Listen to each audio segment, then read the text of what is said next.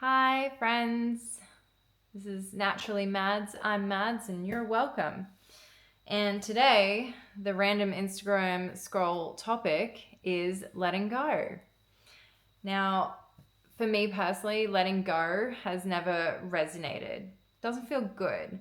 I'm a very intellectual thinker, so I've always looked at it and gone, it's not a tangible thing. It's not a practical thing that I can just like drop this thing down. I can't just put my trauma away. I can't just put my challenges down and move on. That doesn't make sense to me. So I've restructured it. I've had all these different perspectives. I've read this book that's amazing. It's called The Power of Letting Go by John Perkis. Absolutely helped me cultivate this healthy mindset and how I look at challenges and trauma that I face still, even though I have moved forward. Now, I use move forward intentionally because it is moving forward. I said move on before, and when we refer to letting go, but what I have found that builds this negative energy around it, we put this pressure on ourselves that everyone's saying, just let it go, move on, move on. And it's so draining energetically. It feels bad. It's a bad vibe because obviously you want to move on. Obviously you want to let it go. I don't know how to though. And you're just here like, stop putting the pressure on me. Stop guilting me into getting over something that I experienced. And we do that to ourselves as well. So our bestie in here can be our worst enemy. And we all know that. And if we don't treat it as such, it can be crippling. It can send us down those spirals that are really, really difficult to come out of. So, why I have framed it as moving forward is it provides this sense of growth. It really validates a sense of meaning and purpose to why you experience that trauma and challenge in your life. And moving forward, contributes to the notion of growth, of evolving from that. So the mindset I've cultivated about all challenges that I've experienced is they happen for a reason. Now, the reason may not be something extraordinary. It could just be, and what it usually is something that in our psychological perception, we have attracted a situation to show us where we can grow. And that is what triggers us. That's our emotions telling us in our body. It's trying to show us what we don't like, what we don't want to experience again. And so that is what the spiritual industry and whoever else, psychologists, are saying by it triggers you. It's a traumatic experience that you don't want to experience again. And our RNS system in our brain is like, girl, that was unsafe.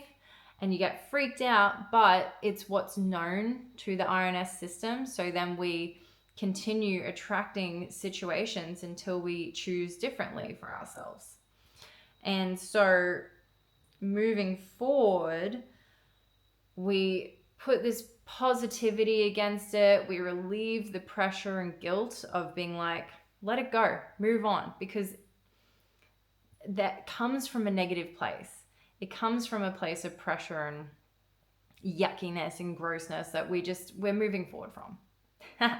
We're moving forward from it. We're leaving it in the old paradigm of like these, being told what to do all the time, this hierarchical business. Like, we are all equals. We are all facing our own challenges and traumas and suffering our own existence. And we're just getting by. All of us. So we're all going to band together and support each other. Now, I was considering what to really talk about with this letting go. And I came across a quote that was on my Instagram because I am inspired by my newsfeed.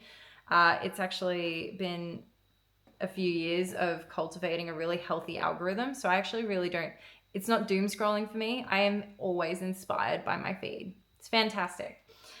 So I saw this quote that was, if you keep carrying old bricks, you build the same house. Now, in my professional past life, I was in construction management, and I very well know that that is incorrect.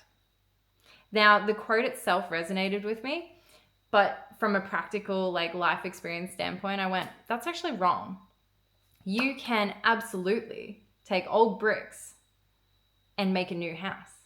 You can change the structure, you can make new rooms. It's all about utilizing the material and developing and creating this new outlook, a new perspective, a new creation, innovation that you want to experience. And so when we look at our trauma and challenges from that perspective, and we move forward from them, we accept them, we understand that they happened, we provide a meaning and purpose to them, we do not invalidate them.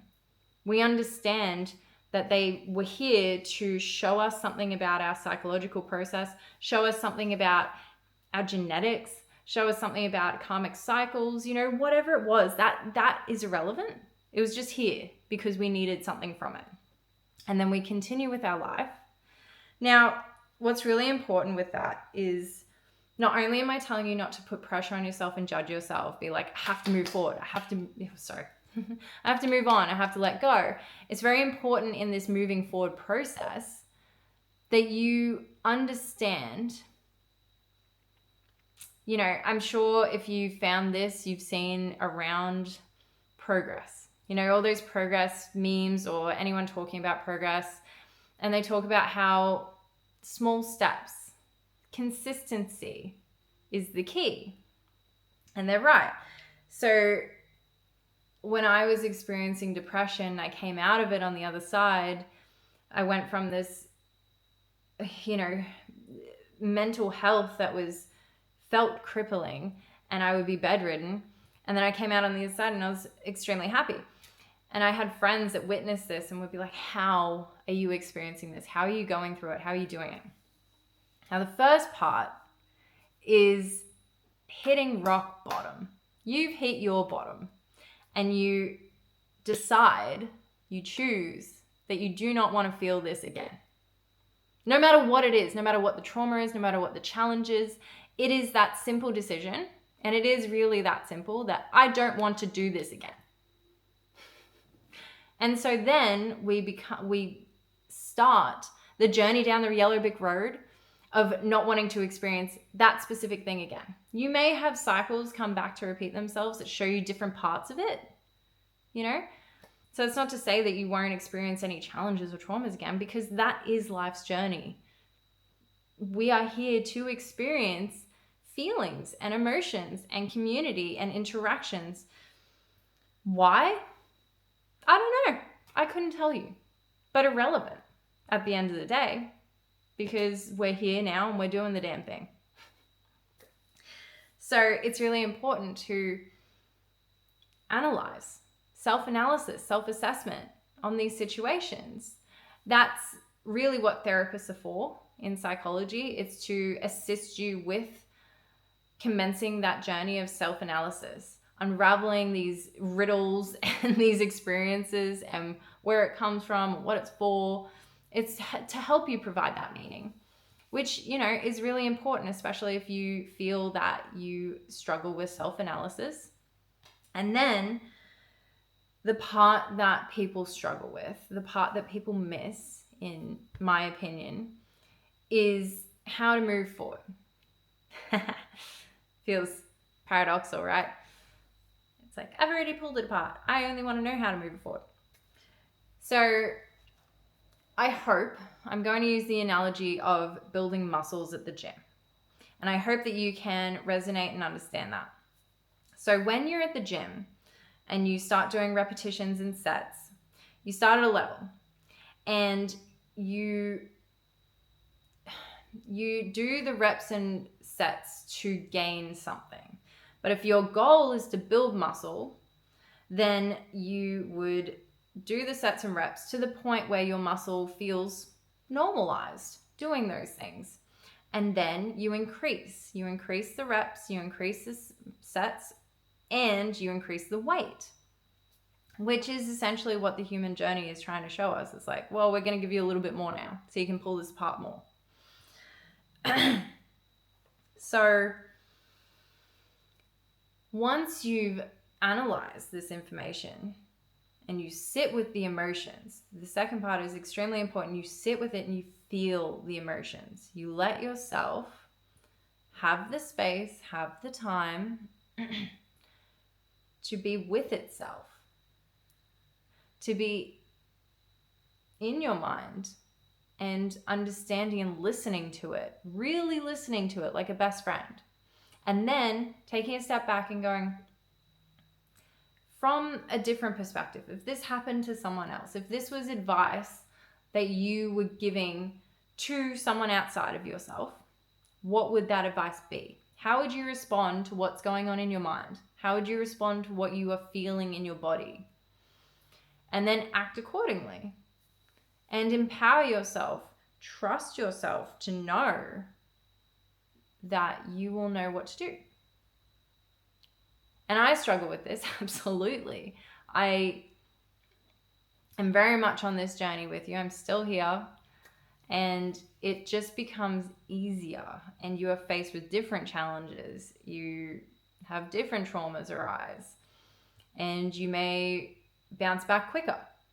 You know, you may have different perspectives that enable you to process these feelings and emotions and thoughts differently.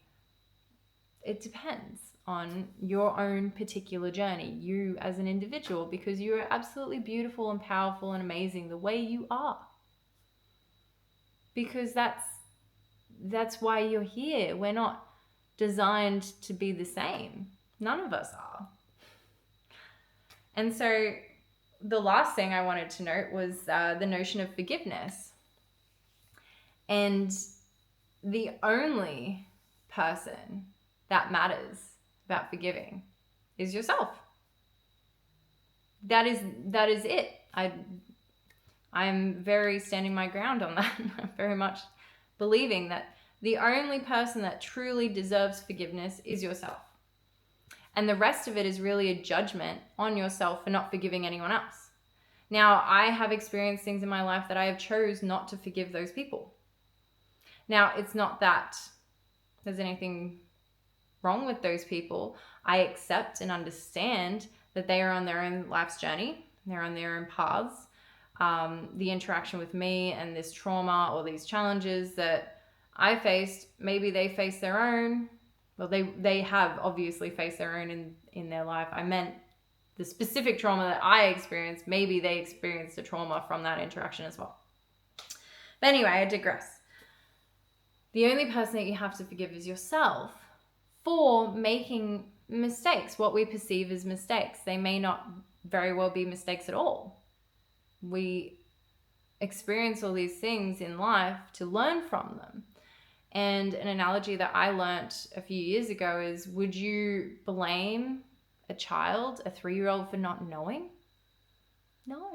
And that's what this inner child work that everyone's talking about is for, because even though we're adults now, we don't feel any different, do we? We've just learnt more stuff. We've just accumulated more experience and knowledge. T-Rex sounds. Distracted myself. But we are still the same people that we were when we were kids. We just are. We don't change. We just, again, accumulate experience. So when we do have these challenges and traumas, then we learn from them and look at them as, what can I learn from this circumstance so that I don't experience it again? If that's the choice. What can I learn from this experience so I can grow from it, so I can change and build a new house, so I can have a better experience the next time? And we don't close off to these things. We embrace them. We support ourselves. We understand from how we would treat someone else. Confirmation cockroach. Oh, I'm going to deal with that in a second. Ew. I'm pretty sure cockroaches is like a spiritual animal or something like resilience, because you can't kill them. It's like they've survived throughout the ages. Can't get rid of them.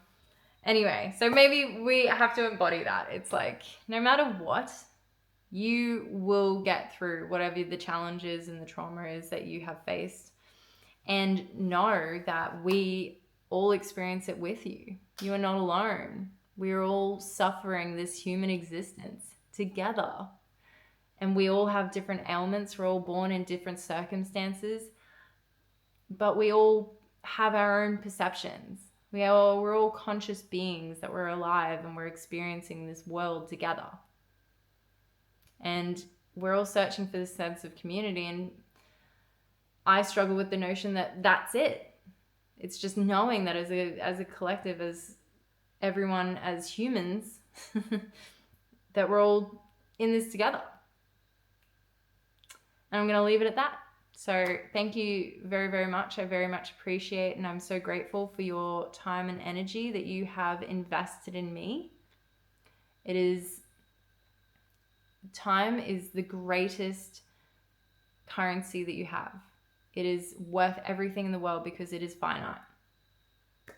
And I hope everyone starts to appreciate that. Thank you so much. See you next time.